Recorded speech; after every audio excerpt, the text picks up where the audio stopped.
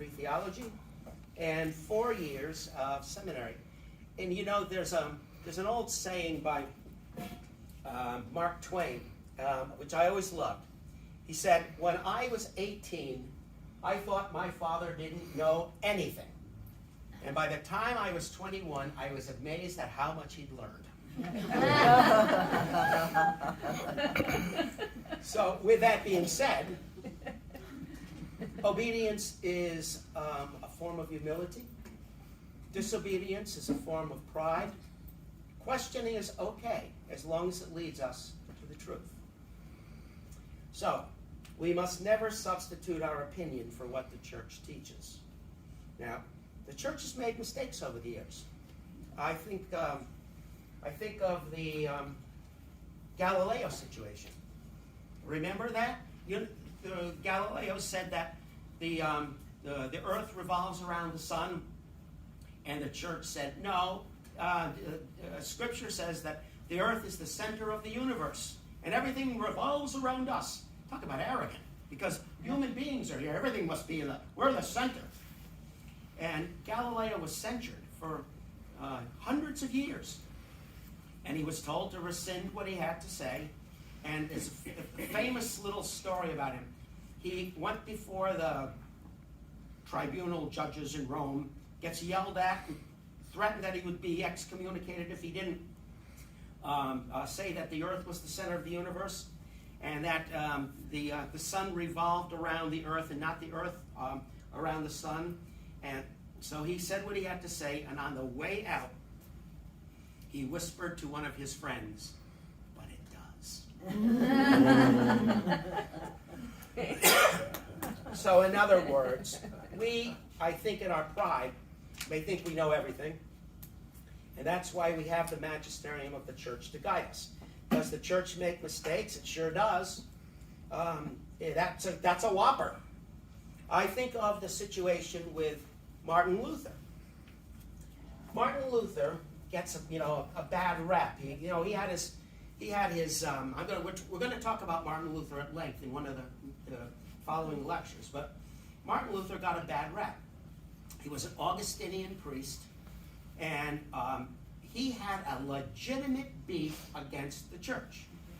The legitimate beef was, we think of the 95 Theses, but the core for us lay people is that he saw simony going on, which is the sale of indulgences. And he said, you don't know. Well, the Pope had a basilica to build, which is now called St. Peter's Basilica, the big Mungo one in Rome. And he was trying to raise money. So he was selling indulgences. And he commissioned this Dominican priest, German Dominican priest, to go out and preach these indulgences. And the shtick was, you could buy an indulgence for one of your loved ones who supposedly were in purgatory. So if they're in purgatory, put some coins in the box and up to heaven. I mean, it's absurd, but that's what they were selling. Remember who they were selling it to.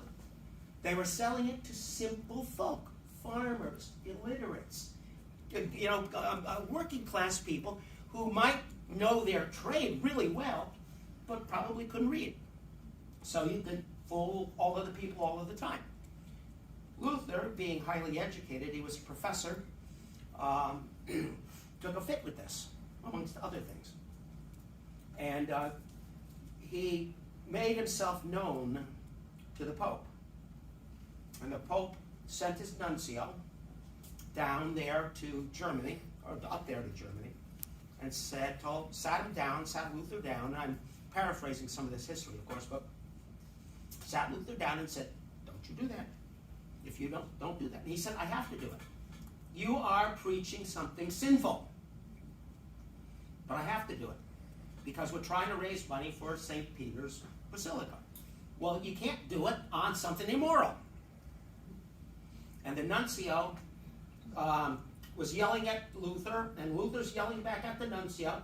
And Luther had some psychological problems. Most people think that today, if he was being diagnosed, it would be OCD. So he couldn't let go. He's pushing it and pushing it, and the nuncio's saying, shut up or we're going to excommunicate you. And Luther got so mad, he said, you can't fire me, I quit. And that's really what happened. Now, do I think that he was a troubled man? Yes. Do I think that he was right on this? Yes. Do I think that the church's nuncio was wrong on this? Yes. And the church came and corrected these things over years. We had, after the Reformation, the church took a look at itself and had the famous Counter-Reformation, in which we went, oops, yeah, I guess Luther was right. But by that time, the cow was out of the barn. So, but mistakes or no mistakes? I can remember one professor back in seminary. This is actually bringing me back in many ways to seminary. I remember one professor saying, can the church be wrong? Yep. But can you be wrong? But you can never be wrong by being obedient. Basically, it's on the church's shoulders if they say something wrong. Look at various popes. I'm thinking of JP2 and more currently Pope Francis apologizing for things that the church did and allowed to be done. Can the church make mistakes? Oh yeah. Because although inspired by the Holy Spirit, the fact is that we are human beings, flawed, products of flawed knowledge because we're finite. We look at the world, we see what we think we see, and then we form our outlook by it. So can mistakes be made? Now, a lot of people say that when the church pronounces something, it is infallible. You've probably heard that term, and we're going to talk about it in a few weeks. But infallibility is very, very rare. There's only 3 pronouncements in the church that are considered to be infallible in the ordinary magisterium. And 2 of the 3 have to do with Mary. The Immaculate Conception, the Assumption, those things. So there's very, very few times. So if the Pope comes out tomorrow and for laughs says, I decree that the sky from now on shall be green. Is it infallible? No. So we have to understand what that means. But the church does declare that these councils, we had one in our life, there was one in 1917. These councils, where you have the assembly of the bishops, led by the Holy Father, what they pronounce is infallible in what they call the ordinary magisterium. That is not an ex cathedra pronouncement, which is one of those 3. There's only been 3 that the Pope said, this is what you must believe as a Catholic. Only been 3. The rest are infallible in the ordinary magisterium. So, let me go back on that. We must never substitute our opinion for what the church teaches. Now that happens to me. People will say to me, hey, Fada, what do you think about women's ordination or married priests or, the hot button stuff? And I'll say, well, presently the church teaches, and I'll hear, yeah, but what do you really think, Father? And I'll say, the church teaches, because it's not my place. I am a representative of the church. And when I speak about Catholic moral teaching, I'm speaking as a representative of the church, not as a representative of Father Normie. So, let me quote Lumen Gentium. Lumen Gentium was one of the books, of one of the treatises that came out of Vatican II. To quote, for as the centuries succeed one another, the church constantly moves toward the fullness of divine truth until the words of God reach their complete fulfillment in her. Our relationship with other faiths, therefore, must be one of charity. Here is from the Decree on Ecumenism. To quote, "It follows that the separated churches and communities as such, though we believe them to be deficient in some respects, have been by no means deprived of the significance and importance in the mystery of salvation. For the Spirit of Christ has not refrained from using them as a means of salvation, which derive their efficacy from the very fullness of grace entrusted to the church." Now, for some people, that's fighting words. Basically, this has been the stand of the church ever since the Reformation. Can you be saved?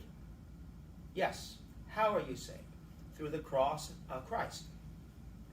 And therefore, since Christ formed not the Methodists or the Presbyterians or the Congregationalists, but the Catholic Church, all salvation comes through the graces that flow through the conduit of the Catholic Church. Can people of Christian faiths who are not Catholics be saved? Of course they can, because they are doing the best they can in conscience to accept what they believe is the truth. That's why we need to know the truth even more rigidly, because without it, we're not going to be able to defend that. Now, those words for many are going to be fighting words. So you got to have to know how to package that. You can't just go up and say, "Hey, you lousy Protestant, because you don't have the fullness of faith," all that stupid stuff. No. You say, let's sit down and let's talk. I remember one of the deficiencies of my seminary. I loved Mount St. Mary's. If I had to do it again, I'd go back there again. But one of the deficiencies of their system was that they had a lousy theological library. Now, you'd think that would be kind of weird because it was a seminary. But picture a seminary building on the campus of Sacred Heart University. It's mainly an undergraduate place of learning. And you have the seminary in the corner. Well, what's the library going to be? It's mostly going to be for the kids trying to get a degree in business or a degree in history or a degree in whatever. And the theology stuff, because we were only 160 people when the seminary was full. Well, we're not sure that some good theology is in the budget this year. So we used to go up to, actually, it was 9 miles north, to the famous Gettysburg Lutheran Theological Seminary.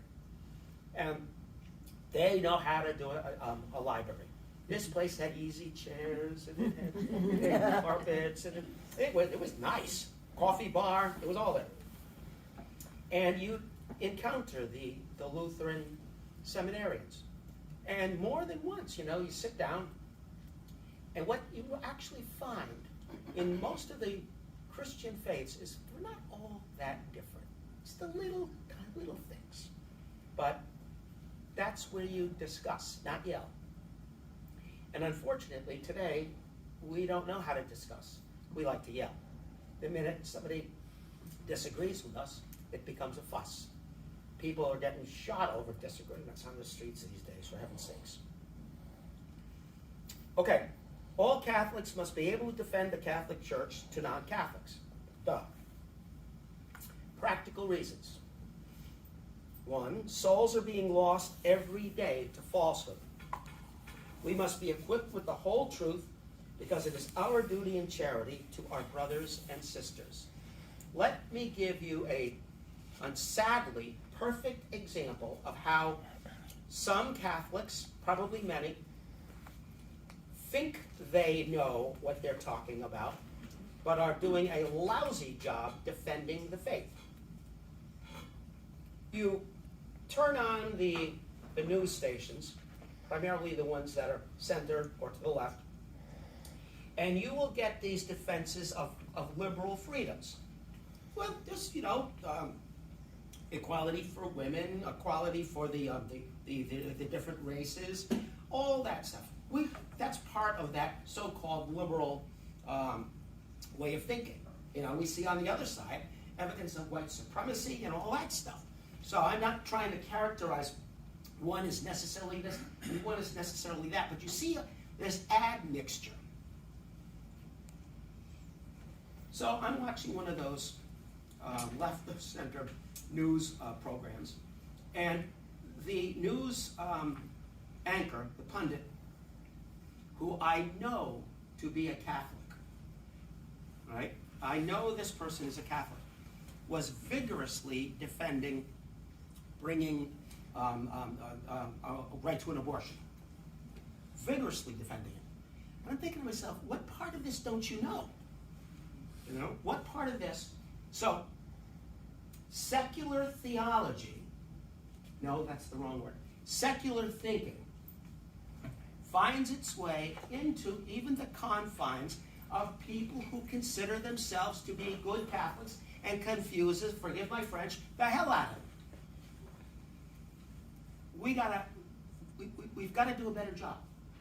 When you get Catholics on TV selling abject, go-to-hell, sinful immorality, you got a problem. And that's why we're doing what we're doing. To teach us to be able to respond a little bit better. That particular person that I'm talking about, in my opinion, is profoundly confused.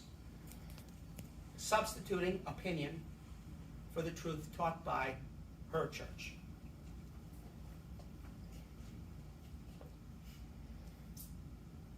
We do not force feed our faith to others, because this would be counterproductive. You don't get in their face and all that.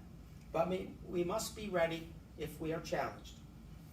We should see a challenge not as an opportunity to win, but as an opportunity to, in charity, help save.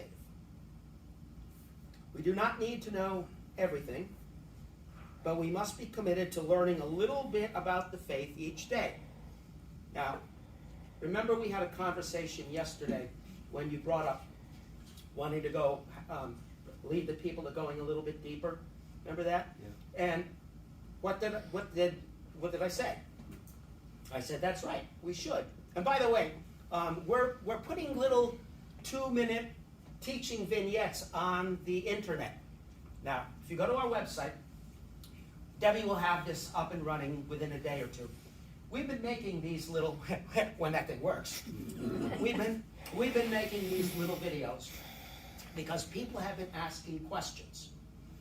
Simple questions, which to my mind, okay, maybe, maybe you should know that, but it's been 50 years since religious eds. Okay, here we go.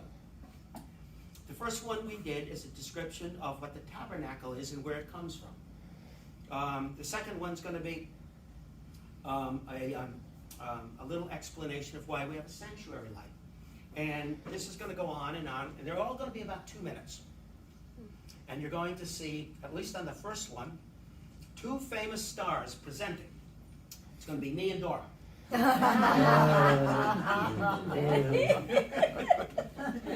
Or if I use proper English, it's going to be Dora and me.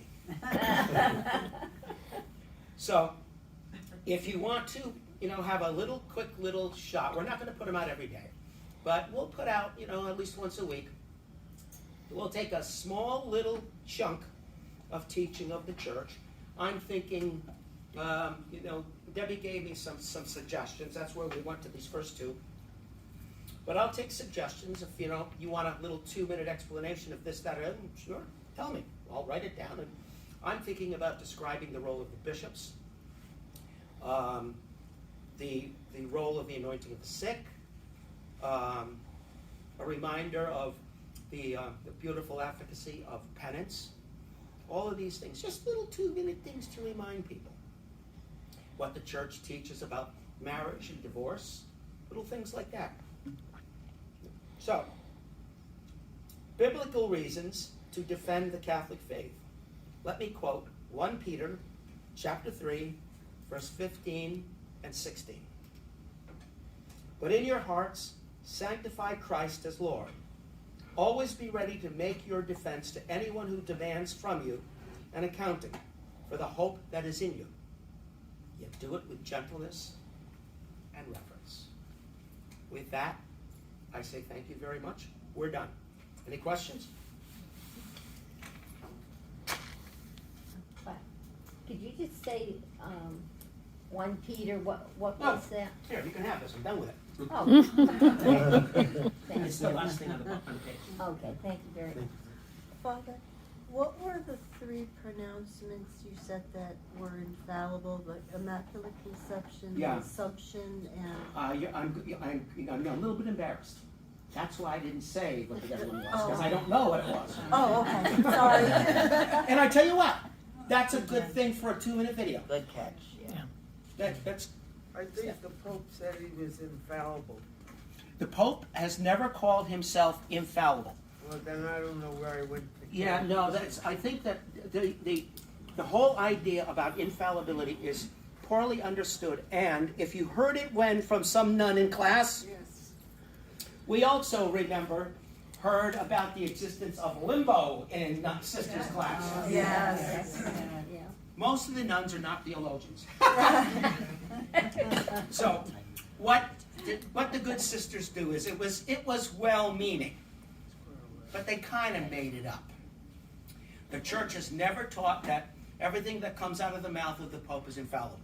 It has taught that when the church, the Pope, specifically declares that a pronouncement that he makes ex cathedra, from the chair, that's where the word cathedral comes from. That's the chair. I didn't The chair mean of St. Peter. everything. I don't mean everything. When he makes that pronouncement from the chair and declares that it is infallible ex cathedra, then it is. And there's the 2 I mentioned and the one I gotta look up. And when the councils, which happened rarely, the last one was in 1962, that went on to about 69. When the councils get together, all the bishops, and see, a bishop is considered to have the fullness of priesthood. I don't. I work on behalf of the bishop. And my faculty is to consecrate, hear confessions, do all that priestly stuff, is because the bishop has given me permission to work, because he can't be everywhere all the time. So that's why we have my level of priesthood work. I'm actually called a presbyter. That's when you hear a priest, because remember, a bishop is a priest. A priest is a priest. A presbyter is a priest. A cardinal is a priest. The Pope is a priest. Any of us could hear confessions. But the fullness of the priesthood comes from and through the bishops. In this sense, while we have the chair of Peter, we have the head of the church, the Holy Father. The Holy Father is a bishop. He is considered to be the Bishop of Rome. And so that's why I say when the leader, the Holy Father, and all the other bishops who enjoy the fullness of priesthood get together and they make a pronouncement, then it is considered to be infallible in what they call the ordinary magisterium. That means a whole bunch of them getting together. What does the word magisterium mean? The teaching body. That's correct. When we use the term magisterium, we think of the word majesty. Your Majesty, Queen Liz or Queen Victoria or King whatever his name is. And we think of that as, royalty, bow and grovel and all that stuff. But that's not the meaning of the word. The meaning of the word, magisterium or majesty, is teacher. That's what it means. It means teacher. So, presumably, the head of state in places that have a king or queen refer to his or her majesty as basically, if you translate it into English, honcho teacher. The one that we follow. The magisterium of the church is the teaching office of the church. That's a real department of the church. the magisterium. It's kind of broken up into, different departments, but it's basically, the moral teachings of the church, the scriptural teachings of the church. All these things come through the teaching office of the church or the magisterium. This is why people are all confused about the we three kings of Orient are. Well, they weren't kings. They got the word majesty, magisterium, magi, confused with we three kings. These guys were probably scientists. I've seen the word astronomer and astrologer used. They're looking up in the sky. And I wish Bob was here, because Bob knew the 3 stars that were in conjunction that looked like one big star that was moving across the sky. And that's what they were from. Sorry, I didn't understand. Shut up.